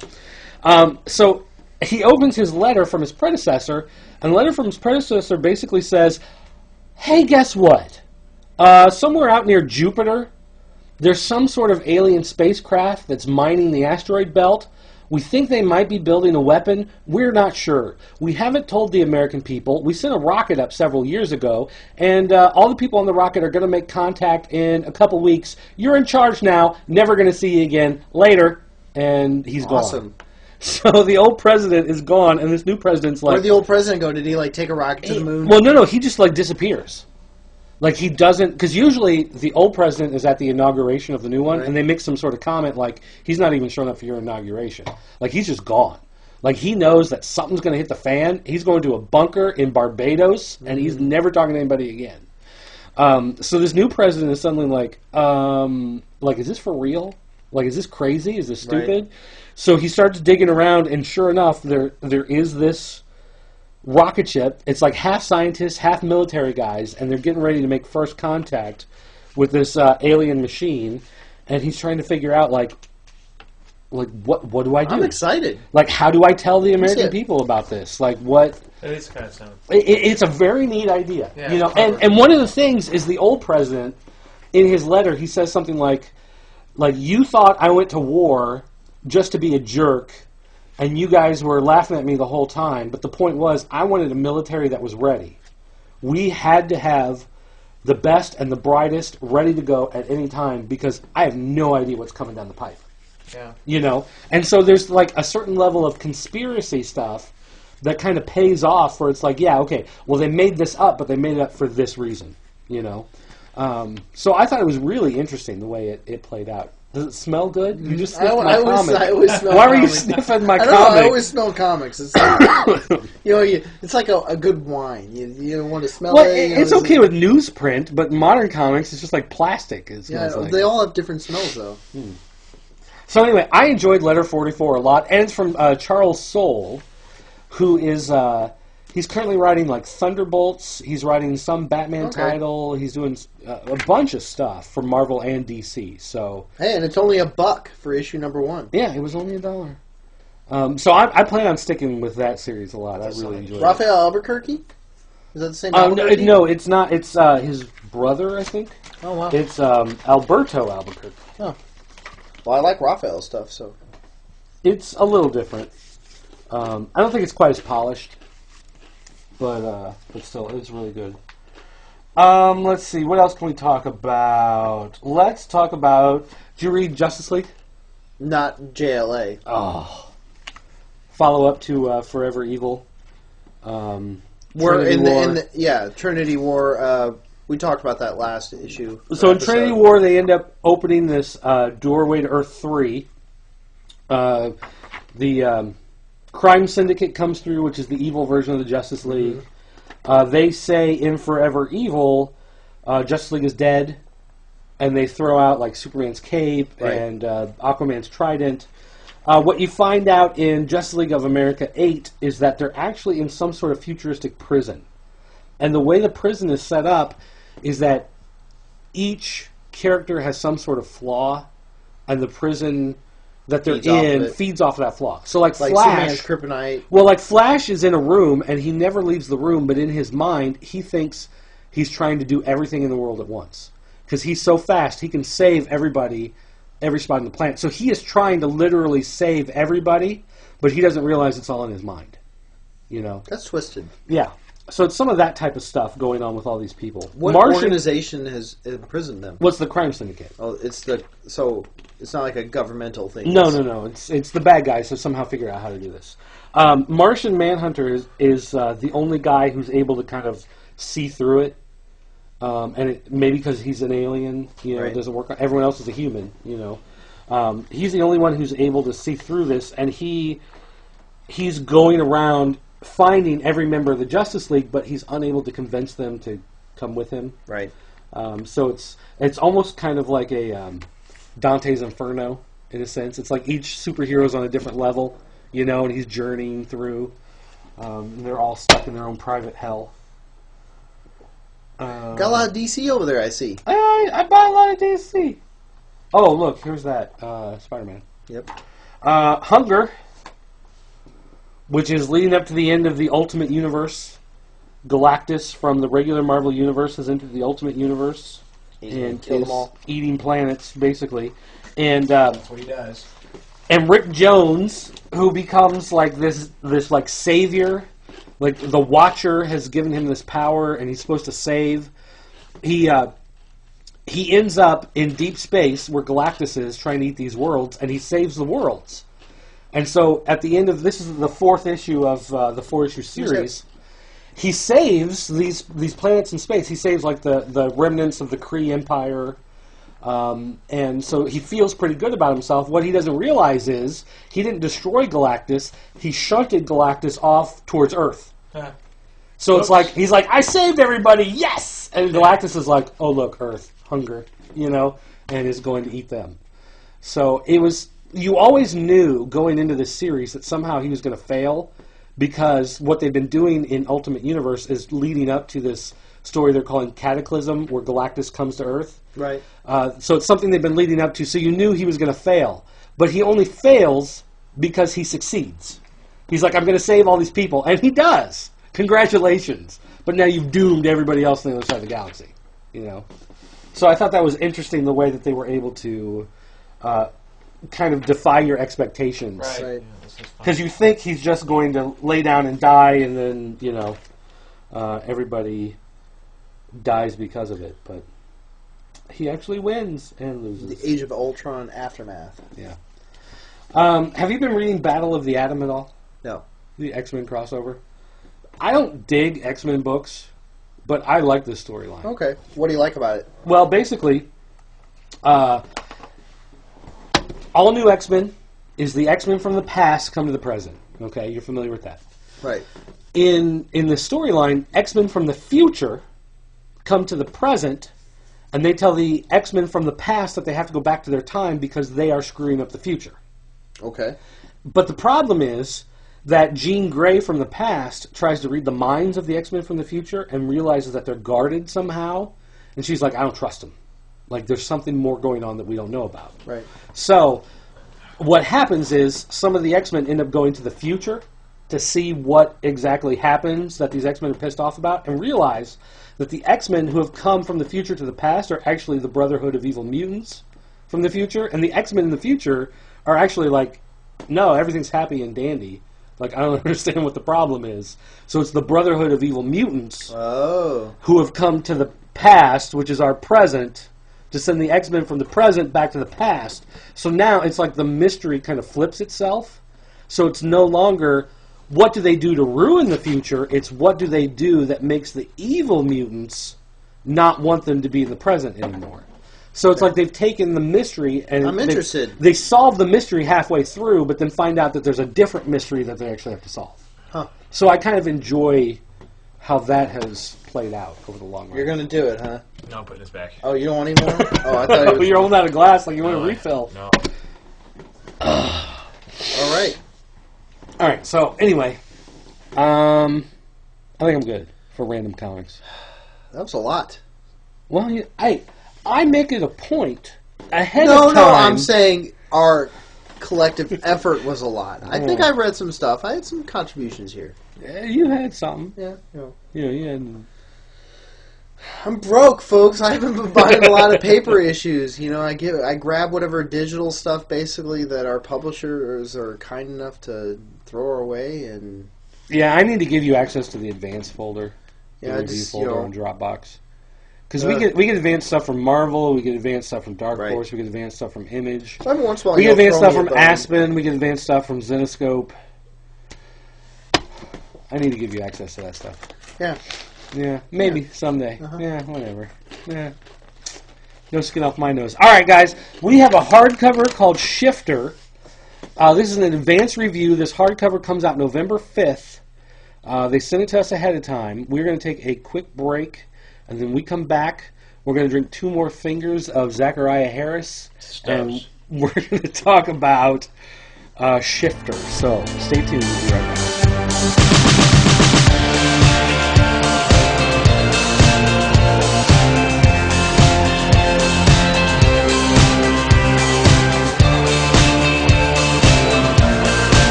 Shifter. We gotta shift. We're gonna shift it up a notch. Shift it into first gear for Shifter. Ooh, I can feel the soul in the voice. Shifter. I'd rather do this for 20 minutes. Shifter.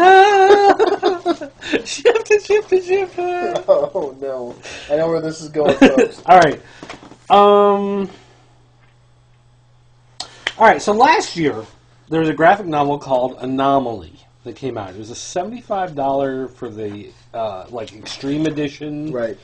And it was a big hardcover. It was a big hardcover deal, and part of it was that it came with this augmented reality, kind of like the Marvel AR, Zenoscope AR, all these things do an AR nowadays. The book had this AR thing. But the story was this like sci-fi, Farscape, Star Wars, deep space thing, and it got really good reviews. USA Today, Ain't It Cool News, Nerdist.com, Starburst Magazine, Publisher Weekly, Todd McFarlane, Ridley Scott, Harrison Ford, Bill Sienkiewicz, like all of these people gave it like huge, stunning reviews. So Anomaly went from being like this one book to like this publishing company. And their next book out from Anomaly Publishing is Shifter. So they sent us this copy of Shifter. Shifter is actually going to be coming out November 15th. So we got this like a month in advance. And Shifter is, let's see, first up, it's written, let's go through this. Written by Skip Brittenham. He is a fantasy novel writer. Books like Between Worlds. He's a senior partner at Zifrin Brittenham LLP, one of the country's premier entertainment law firms. Right. For 20 years, he worked closely with leading animation companies including Pixar, DreamWorks Animation, and Illumination Entertainment. He served on the board of Pixar and DreamWorks. Right. Brian Haberlin, comic book artist, writer, editor, and producer who worked on Witchblade for Top Cow. He produced commercial illustrations, digital coloring for Marvel, DC, and Image. He penciled and inked Spawn for a while. He works at teaches comic art at the Minneapolis College of Art and Design. Contributor to 3D World and Imagine FX Magazine. His work is in the permanent collection at the Smithsonian. So, I mean, there are some people with high pedigrees involved in this. Created by Skip Burtonham, Brian Halperin. Illustrated by Brian Halperin, Gerard Van Dyke, Kirong Yap, and Chan Hook Lee. I'm terrible with names. I butchered a couple of those, I'm sure. And so this hardcover is their next big release. Unlike Anomaly, which was a wide format book, right? This is kind of the standard comic size hardcover. This is actually, I thought of this as more like a Archaea hardcover. Okay, yeah. It's about the same size as the Marvel Premiere hardcover or an Archaea hardcover. It's a little bit bigger than your standard comic. It's about 2 inches taller and about an inch wider. Right. But still, it's that same format size. Fully painted, or at least digitally painted. I think it's maybe a combination of both. Yeah, it could be. It changes a little bit throughout the book because there are different artists working on it. So there are some that look like a little more watercolor-esque, whereas some later on look more like acrylics or oils, and then some that look like they may be digitally painted.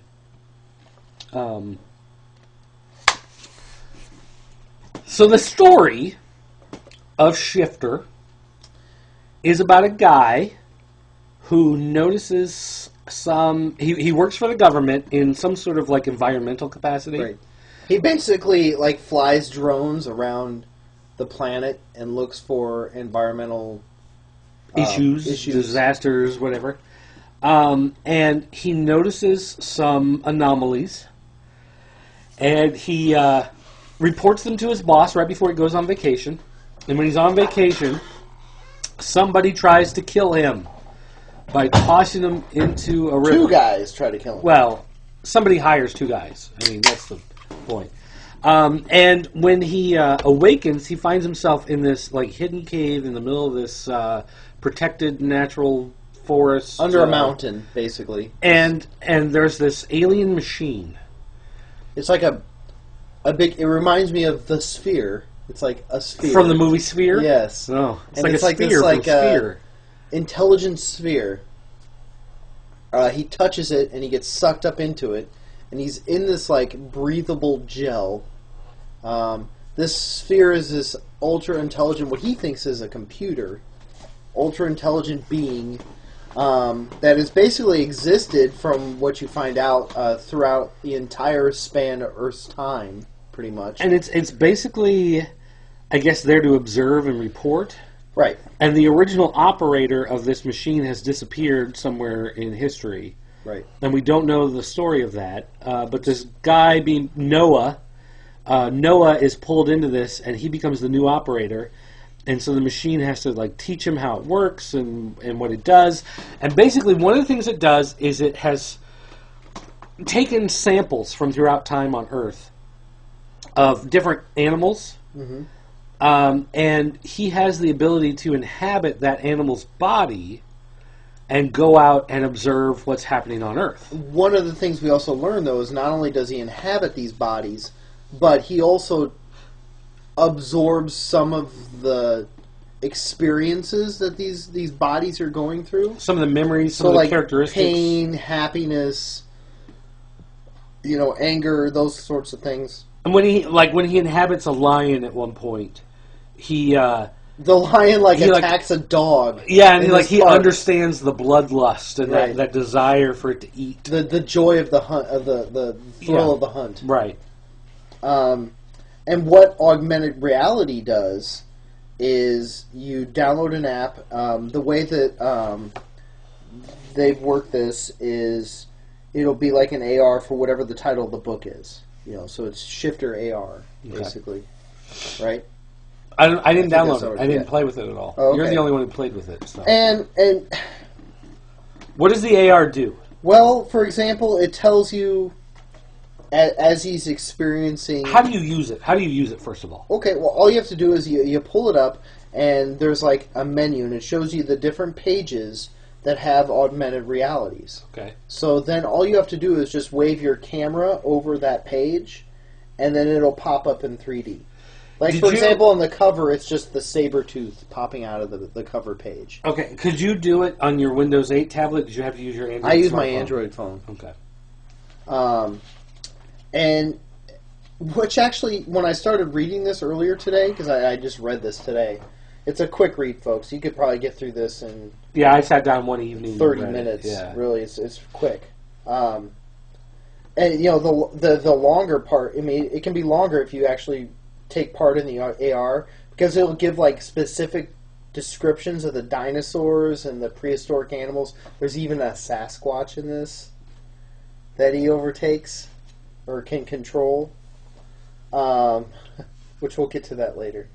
But my oldest is like a big dinosaur fan, so I took this book up from the Comiholics HQ, from the Batcave, and showed her how the AR worked, and she thought it was the coolest thing ever.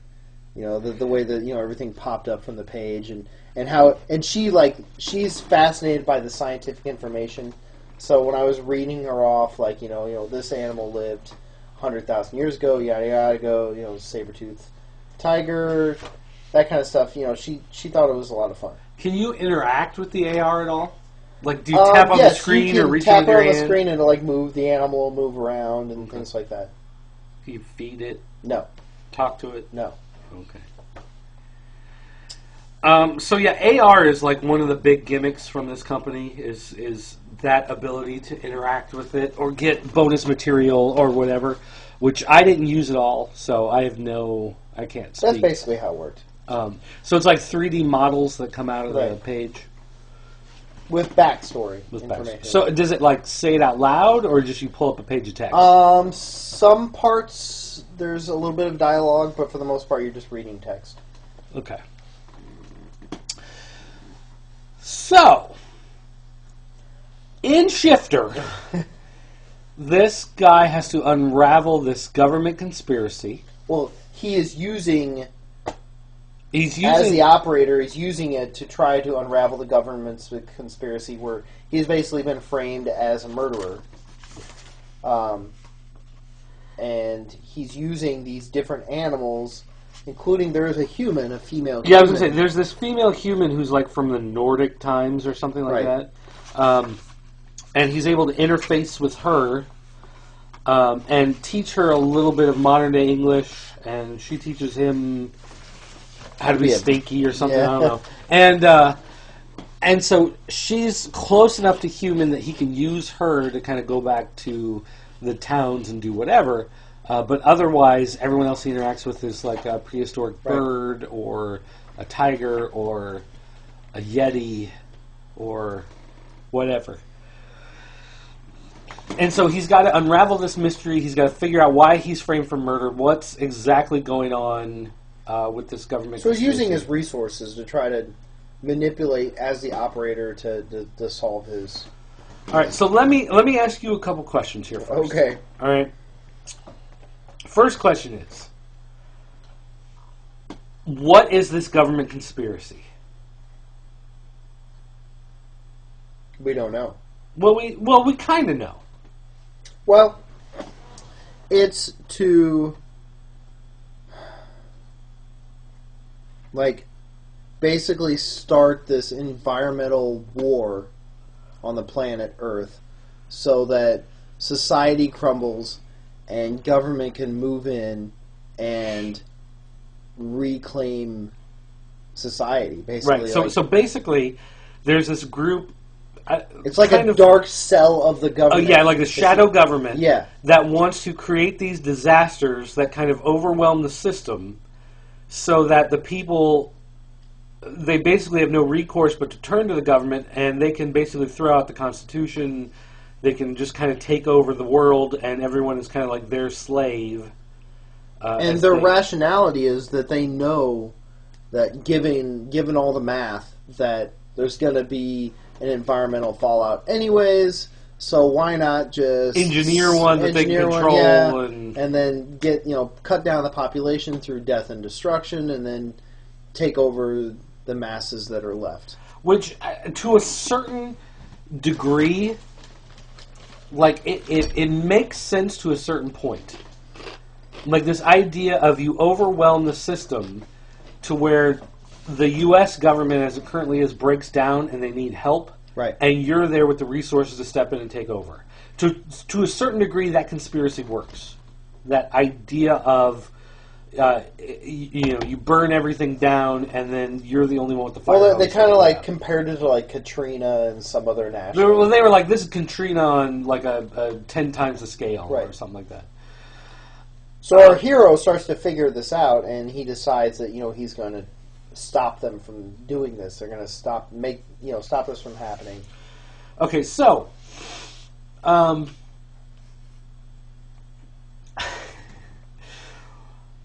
how? Oh boy, how do I want to put this?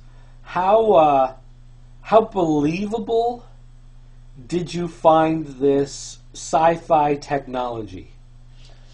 Like, I mean, because sci-fi has so many outlandish things.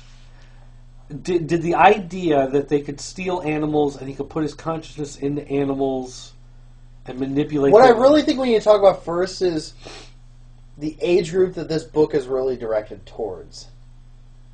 Like, yes, because I think a normal adult would have trouble buying it. Like our age, I could see a 15-year-old kid picking this up and finding it a little bit more believable. Ah, I see what you're saying. So you don't think this is really made with adults in mind, or no. do you? Well, wait. Let me rephrase this.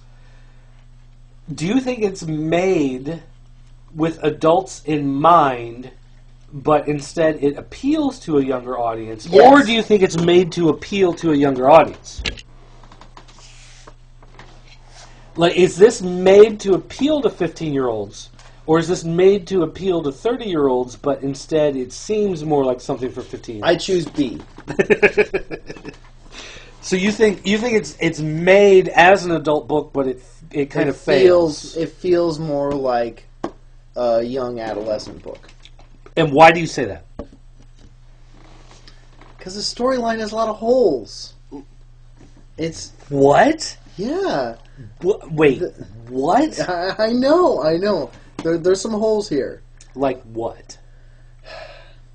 Well, for example, a lot of unanswered questions that just seem to be left out there dangling. Like what? Like, for example, where this sphere came from. What the ultimate mission from of the sphere outer is. space. Okay. They're here to observe. Okay. What's the point of the sphere's mission? And and in the defense of the book, it seems like they kind of wave a wand over the subject, but don't actually talk about it. Yeah. Also... Well, okay, wait. Let's stop right there for a second, because I did want to say that it felt like the alien technology was a MacGuffin. And what I mean by a MacGuffin is the sense where they say, we need to get the character from point A to point B. Right. We have no way to make that happen that makes any sort of sense. So the way we do it is, bing, alien technology, and then it works. Right. So it's where did this thing come from? We don't know. Why is it there? We're not really sure. Right. What exactly can it do? We don't really know the full scope of it. And So anything that he needs to get done, like he's sick, he's broken, the machine heals him. Right. He needs to learn something. The machine can teach him. Mm-hmm. He needs to go somewhere. The machine can transport him. He needs to get someone's memories. The machine can grab them. So it's like every time there's a brick wall that the story runs into, logic, then suddenly it's like, bing, alien technology, and then it's solved. Right. Yeah, I did get that feeling going through the story. Like, actually, if they would have toned down the blood a little bit, and this could be something that, like, I could share with my oldest child. If it didn't have all the shooting, right, and the chick taking a shower right in the middle of it. If they would have cut out a few parts This can almost be diverted to a younger age group, and I think it would work better. Yeah. And I don't mean that in a mean sense, because I think there's some cool stuff in here. You know, like I said earlier when I was like sharing some of the augmented reality stuff with my kid, she was really digging it. You know, she thought it was really cool stuff. I just was there anything else about the story that kind of bothered you? The Yeti. The Yeti. The Yeti. Why does the Yeti bother you? Just because it's a Yeti. But there's a sphere from outer space that can teach him anything he wants to learn. But Bigfoot being real is a problem. No, not that it was real. It just the way he would choose the different animals and when to use them, it was so random. And I need something strong. Bigfoot! Yes! I need to fly. Okay, we'll pick some... Like, there's that one part where, like, the prehistoric bird is sitting on the electrical wire with, like, the two pigeons. And he looks down at the pigeons and like, what are you looking at? They're looking at him like, what are you looking at? And then also the part with the human female, where he like basically like kind of sets her free, and then somehow she realizes she needs to help him, so she goes back to the sphere and saves him at the end. Yeah. What? Well, that's the thing where you think the person is gone, but then they actually stayed with you and they helped out at the end. Young child, right? Could buy it for a child raised on Pokemon cartoons. Yes, that makes perfect sense. Okay, but for us, no, no. Yeah. That's what I'm getting when I say holes. It feels like it was rushed or something. Like, you know, there was some. Well, okay, the premise is kind of cool. Like if they would have like filled in a little bit, and that's what kind of took me by surprise, because from Anomaly, there's so much detail in that thing. Like, they had an explanation for everything. You know what I'm saying? Right. Whereas Shifter, it feels like it's just kind of put together. And well, okay, like here's part of the problem I think with the storyline. You have this guy. He finds this conspiracy, or he finds a problem, an inconsistency. Reports it to his supervisor. Goes on vacation. Someone tries to kill him. He finds this alien technology, and then it's suddenly like an indeterminate amount of time where he's healing, being taught by this thing, learning how to fly prehistoric animals, and it's like he's like, oh, I got to go back and check on my life, but first, how do I make this ancient bird fly? Like what? Like, oh, it's so much like flying drones. Like his first instinct should have been, I can get in this flying bird. This bird is flying back to my hometown to find out what's going on, because who tried to kill me? And it's not really clear like how much time passes, and he doesn't really seem to care. It's like I'm taking over this woman. Oh, it's been 24 hours. Well, he does raise the question a couple times. He's like, "How long have I been out?" Yeah, but it's like okay, now I'm a bird. Oh wait, now I'm a sloth. Now I'm a dinosaur. Now I'm a dinosaur bird. Now I'm a saber-toothed tiger. And then suddenly it's like saber-toothed tiger gets like 4 pages out of nowhere. He's saber-toothed tiger for like longer than anything else. It's on the cover.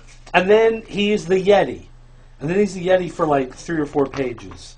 And then the Yeti saves the day. Well, towards the end. Yeah, and then like this giant flood is coming to destroy his town, so he decides to grab the Yeti, and he starts like saving people as this like super heroic Yeti that can suddenly like grab 6 people and jump over giant boulders and throw them up on the tops of buildings. And then at the end, like, he lets the Yeti go free, and the Yeti finds this little kid, and the little kid's like, "Mommy, can I keep him?" Right, it's like, that's Harry and the Hendersons. It's Harry and the Hendersons.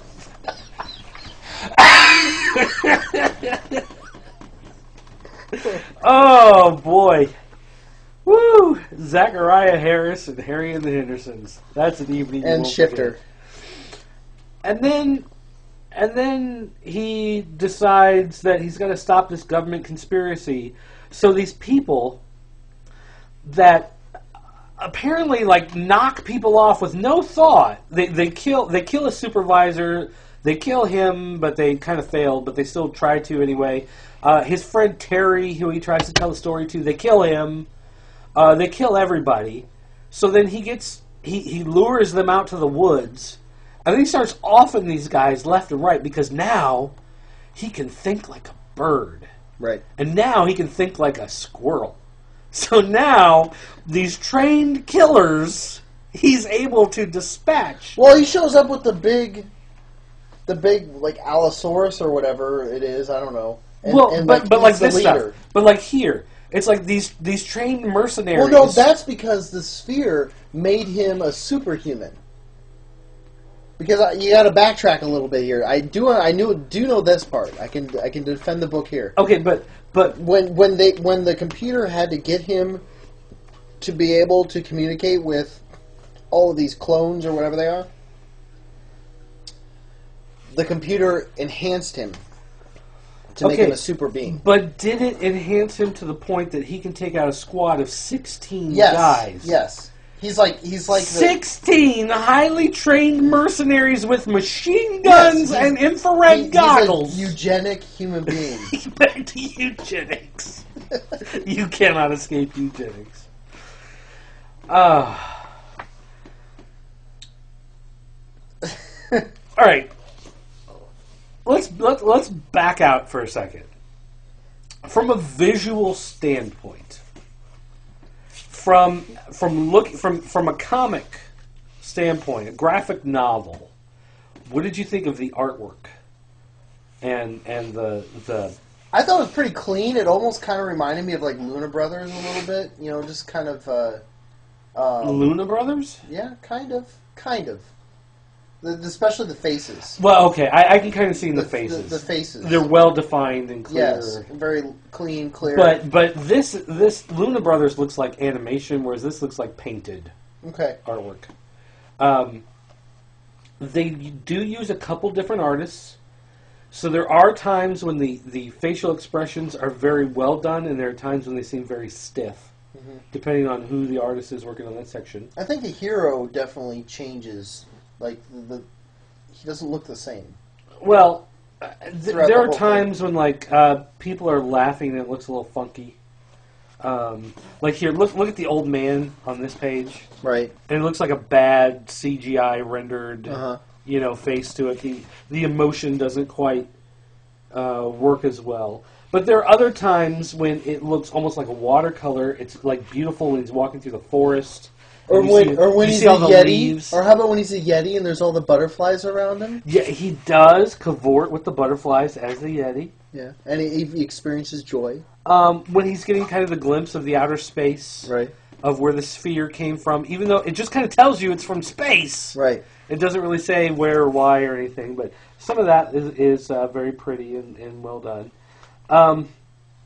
One thing that... Well, okay, there's two things that I want to kind of criticize briefly. One thing that they do is they don't use word bubbles. balloons. Yeah, it's just... When people are talking, they just print the words on top of the artwork with a little line directing you back to the person, and that gets very hard to read in some spots. Especially with all the color. Yeah. Because it is fully painted and fully colored, there are some times when sometimes the letters are white on the dark, sometimes they're black on the light background.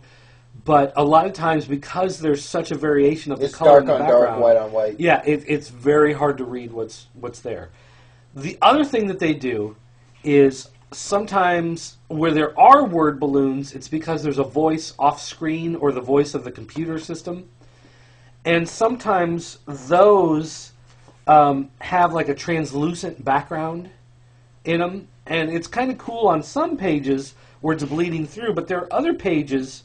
where you have that same problem, where there's light and dark in the background, and they use all white for the lettering or all black for the lettering, and part of it just fades into the background and is tough to see. And they use a different font for each character that has one of those word balloons. Right. So when the computer's talking, it's this weird kind of technology font. when he's thinking it's like a standard kind of comic font, but it's a different font that's used from the word balloon font. So it's like you have to kind of readjust your reading every time it switches to a different voice, because it's a different font, it's a different color combination, it's a different background or no background, and so that does distract and make. Oh, you're looking at the chick taking a shower. That's on the page there. It does make it hard a lot of times to follow, and you have to kind of readjust your eyes and readjust what you're looking at. One of the other things, going back to the augmented reality, just as a criticism, I wish if they're going to use that kind of technology, it would be more than just descriptions of the different prehistoric animals. Like none of it like tied into the story. Not really. Mm. And that's what I really was hoping for. Whereas like maybe it gives you like insight on something that's going to happen. Or maybe a little bit more backstory on something you just read. Well, like, okay, here's one problem I have with the story. Is he notices this buildup of water behind a dam. So he goes and he tells his boss. And his boss is like, it could just be this. And he's like, well, that doesn't make sense. It's probably this. Well, no, that's not. And it's like everything that the guy says, his boss is trying to... It's obvious that the boss is sabotaging him. Except that it turns out not. Right. The boss ends up getting murdered as part of this cover-up. So the boss starts looking into it. She gets murdered, and he gets framed for it. Right. So she's not part of it, but because of the way that they've told the story, it looks like she is. Right. And it doesn't feel like it's done that way in order to confuse you as part of the mystery. It's just done that way because it's unclear. And that kind of bothers me when the storytelling isn't... It's not doing that to put you on the wrong course. And it's just doing that because they didn't think it through. The end is very anticlimactic, too. I mean, the dinosaur shows up, eats the big bad guy. That's the end. Like, poof, all of a sudden there's this big dinosaur, and the bad guy goes, oh, damn. My dinosaur goes, rawr, eats him, done. And like, there's no guys with machine guns left, apparently. Yeah. Or they see their boss get eaten, so they don't care. Right. But I guess here's kind of going back to the augmented reality. Is after his boss is murdered, he comes back and there's like newspaper clippings of this murder, and it took me, like I read those and I didn't know who it was talking about getting murdered, and it wasn't until like 20 pages later he mentioned something and I go, oh, that's his boss that got murdered. And I went back and I kind of looked at it and it's like, oh, okay, that is his boss. Whereas I kind of wish the augmented reality would be you'd hold it up and you can read that entire newspaper article. Sure. You know, because then you get some background to it. It might make that clear. You know, whereas instead, like, he talks to his boss, never says her name. You just see her nameplate that's like G. Dot and her last name. And then when he comes home, it's like, oh, Gail was murdered. Like, I don't know Gail. Mm-hmm. I know this Harris, this G. Harris, who was his boss. Right. You know, whatever. But it's like, it's just... they... worked on it so much that they knew every intricacy of the story that they never had somebody outside read it to go, well, this is unclear here, you need to clear that up, you know. Right. It's like it just felt like it didn't get that editorial review that it needed. And Harry gets to live with the Hendersons. And the Sasquatch gets to live with the little kid and his family. Happily ever after. And the story ends with really nothing. Like you still don't know where this alien thing comes from. You still don't know why it's there. You still don't know what its mission really is. And did they really avert this like big terrible global environmental? Well, it took out the one guy who seemed to be in charge, so that's going to stop everything. You've got thousands of people on a giant conspiracy. You take out the one guy in an office, that's going to grind everything to a halt. You know, so yeah, I was gonna say here's $30. I was gonna say here's the big problem. If this was like a $12.99 book, I might say it's got some interesting stuff, some pretty artwork. You might enjoy it for an afternoon, but as a $29.95 hardcover, I can't recommend it. And I, you know, it's like I feel bad in a sense because they sent us a review copy, but I really feel like this needed to bake in the oven a little bit longer before it came out. It feels rushed. It feels rushed. It feels like there's just some content missing that just... The story isn't very clear in a lot of spots. And I'll be honest, I feel like, if a 13-year-old kid were to pick this up, probably just love it. But I think an adult would really struggle with the storyline. And I think the augmented reality, while I think is cutting-edge technology, and from what I saw from Anomaly when we were at C2E2 last year, almost convinced me to go buy the book. But $75. And I think it's really cool, and I think there's a lot of potential there. I didn't think that it really showed the potential in Shifter.